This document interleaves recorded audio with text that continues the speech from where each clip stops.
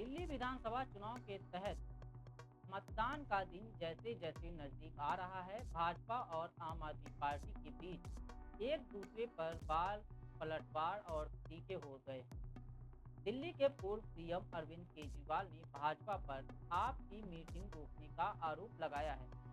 आप संयोजक ने कहा कि पुलिस अफसरों ने मुझे बताया, अब सीधे गृह मंत्रालय से आदेश आ रहे हैं कि आम आदमी पार्टी की मीटिंग नहीं होने देनी है। दिल्ली सभ्य लोगों का शहर है और दिल्ली वाले भाजपा की इस गुंडई को सहन नहीं करेंगे। चुनाव से पहले भाजपा ऐसी गुंडई कर रही है, अगर ये गलती से जीत गए तो ये दिल्ली का क्या हाल करेंगे। भाजपा ने पंजाबियों और सिख समाज का अपमान किया है। भाजपा नेता प्रवेश वर्मा ने कहा कि पंजाबी गणतंत्र दिवस पर देश की सुरक्षा के लिए खतरा है। क्या प्रवेश वर्मा पंजाबियों को आतंकवादी और देशद्रोही बता रहे हैं? अमित शाह और भाजपा को इसके लिए सभी पंजाबियों और सिखों से माफी मांगनी चाहिए। मेरे को बहुत दुख हुआ दिल्ली का एक नागरिक होने के नाते और दिल्ली का पूर्व सीएम होने के नाते। प्रवेश वर्मा जी ने जिस तरह से पंजाबियों के कंट्रीब्यूशन को प्रश्न चिन्ह लगाया। प्रवेश वर्मा जी ने कहा कि पंजाब की गाड़ियां घूम रही हैं, पता नहीं कौन लोग हैं उनमें, और 26 जनवरी गणतंत्र दिवस के लिए सुरक्षा के लिए ये खतरा है। तो क्या सारे पंजाबी आतंकवादी हैं? सारे पंजाबी देशद्रोही हैं? क्या सारे पंजाबी देश के लिए खतरा हैं? पंजाबियों ने दिल्ली को संवारा है। पंजाबियों ने आज जो दिल्ली है जिस स्तर पे, उसमें पंजाबियों का बहुत बड़ा कंट्रीब्यूशन है। पंजाबियों जो आज पंजाबी हैं, इनके पूर्वजों ने देश के लिए कुर्बानियां दी थी। आज जो दिल्ली के पंजाबी हैं, उनके पूर्वजों ने देश के लिए अपनी जान न्यौछावर की थी। 1947 में जब पार्टीशन हुआ था, लाखों पाकिस्तान से रेफ्यूजी दिल्ली आए थे। उन्होंने न जाने कितनी यातनाएं और कितनी दुर्दशा झेली थी। आज ये छोटा सा लड़का दिल्ली के पंजाबियों को, पंजाब के पंजाबियों को चुनौती देने चला है। हम इसका सख्त विरोध करते हैं और हम कहते हैं कि अमित शाह जी को इसके लिए माफी मांगनी चाहिए पूरे देश से। अमित शाह जी को पंजाबियों से माफी मांगनी चाहिए। मेरी 1-2 एसएचओ से बात हुई। उन एसएचओज ने मुझे जो बताया वो इतना खतरनाक है कि आप सुन के आपके रोंगटे खड़े हो जाएंगे। उन्होंने कहा जी सीधे एमएचए से आदेश आ रहे हैं, बीच में कोई सीपी नहीं है, कोई डीसीपी नहीं है, कोई स्पेशल सीपी नहीं है, कोई एडिशनल सीपी नहीं है। सीधे एमएचए से आदेश आता है एसएचओ को, फलानी जगह फलाने नेता की के आम आदमी पार्टी के नेता की मीटिंग डिसरप्ट करनी है।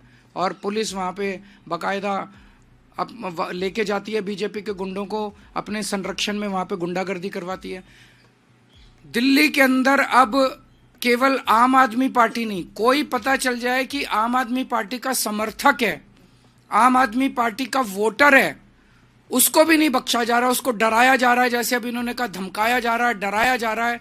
और पूरी दिल्ली के अंदर एक जबरदस्त डर का माहौल है कि खबरदार अगर आम आदमी पार्टी को वोट दिया तो। दिल्ली ने इस तरह की हिंसा कभी नहीं देखी थी। दिल्ली एक शांतिप्रिय स्टेट है, दिल्ली एक सभ्य लोगों का शहर है, दिल्ली पढ़े लिखे लोगों का शहर है। तो मैं ये पूछना चाहता हूं कि क्या दिल्ली ये सब बर्दाश्त करेगी? दिल्ली ये बर्दाश्त नहीं करेगी। मेरी अपनी 3 या 4 सभाओं को इन लोगों ने डिसरप्ट करने की कोशिश की, और बड़ी खूबसूरती देखिए कि वहां जो ऑडियंस में लोकल जनता आई हुई थी, महिलाओं ने खड़े होकर जो बीजेपी के कार्यकर्ताओं को खदेड़ा, वहां से उन्हें दुम दबा के भागना पड़ा।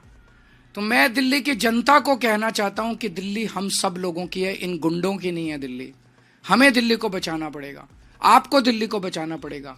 अपनी दिल्ली के लिए, अपने बच्चों के भविष्य के लिए, दिल्ली के भविष्य के लिए आपको खड़े होना पड़ेगा। अगर कहीं ये डराने की कोशिश करें, एकजुट होकर इनका सामना करना पड़ेगा। हम देखते हैं, हम सब 2 करोड़ लोग देखते हैं कि कैसे ये बीजेपी वाले दिल्ली को बर्बाद करते हैं। हम नहीं होने देंगे दिल्ली को बर्बाद। और आप सोच के देखो, चुनाव के पहले अगर ये गुंडागर्दी इस तरह की कर रहे हैं, खुदा ना खास्ता अगर ये जीत गए तो चुनाव के बाद ये दिल्ली का क्या हाल करेंगे, इसकी आप कल्पना भी नहीं कर सकते। कोई भी पार्टी या कोई भी कैंडिडेट हिंसा क्यों करता है, उसे हिंसा करने की जरूरत क्यों पड़ती है? वो तभी हिंसा करता है जब वो देखता है कि बाकी अन्य अहिंसात्मक तरीके से, शांतिपूर्ण तरीके से उसका जीतना असंभव है। जब उसके पास कोई नैरेटिव नहीं होता, जब जनता उसके साथ नहीं होती, जब जनता उसकी बात नहीं सुन रही होती, तब वो फिर हिंसा पे उतारू होके येन केन प्रकारेन वो चुनाव जीतने की कोशिश करता है। आज दिल्ली में भारतीय जनता पार्टी की यही हालत है। पूरी दिल्ली में भारतीय जनता पार्टी अपनी ऐतिहासिक हार की तरफ धीरे धीरे, या मैं कहूँ तेजी से बढ़ती जा रही है। ये हार ऐसी होने वाली है भारतीय जनता पार्टी की, शायद भारतीय इतिहास के अंदर लिखा जाएगा कि एक पार्टी थी जो इतनी बुरी तरह से हारी। उसकी वजह से अब इसकी कमान अमित शाह जी ने संभाल ली है केंद्र में, और पूरी दिल्ली पुलिस को कानून व्यवस्था से विड्रॉ कर दिया गया है। और पूरी दिल्ली पुलिस को विड्रॉ करके उनको केवल और केवल भारतीय जनता पार्टी के चुनाव प्रचार में करने में, पूरी दिल्ली पुलिस अब भारतीय जनता पार्टी का चुनाव प्रचार कर रही है। और चुनाव प्रचार कैसे कर रही है? भारतीय जनता पार्टी के गुंडों को गुंडागर्दी करने में संरक्षण देते हैं या फैसिलिटेट करते हैं, पार्टिसिपेट भी करते हैं। पूरे खुलेआम गुंडागर्दी चल रही है, पैसे बांटे जा रहे हैं, सामान बांटे जा रहे हैं, साड़ियां बांटी जा रही हैं, और पुलिस वहीं खड़ी होती है। पुलिस बाकायदा लोगों को लाइन में खड़ा करा के प्रॉपरली उनको सामान दिलवाती है, प्रॉपरली पैसे दिलवाती है, चेक करती है। वोटर हो तो सामान लो, वोटर नहीं हो, वोट नहीं बना हुआ तो पुलिस बाकायदा चेक कर करके सामान बंटवा रही है। तो पुलिस के संरक्षण में पूरी दिल्ली से दिल्ली पुलिस को विड्रॉ कर लिया गया कानून व्यवस्था से। और इसलिए हम देख रहे हैं पिछले कुछ दिनों में किस तरह से पहले से ही चरमराई हुई थी दिल्ली की कानून व्यवस्था, अब तो पूरी तरह से ध्वस्त हो चुकी है दिल्ली की कानून व्यवस्था, क्योंकि दिल्ली के लोगों के संरक्षण देने के लिए, उनको सुरक्षा देने के लिए कोई पुलिस अवेलेबल नहीं है। सारी दिल्ली पुलिस केवल और केवल भारतीय जनता पार्टी को गुंडागर्दी को संरक्षण देने के लिए लगी हुई है।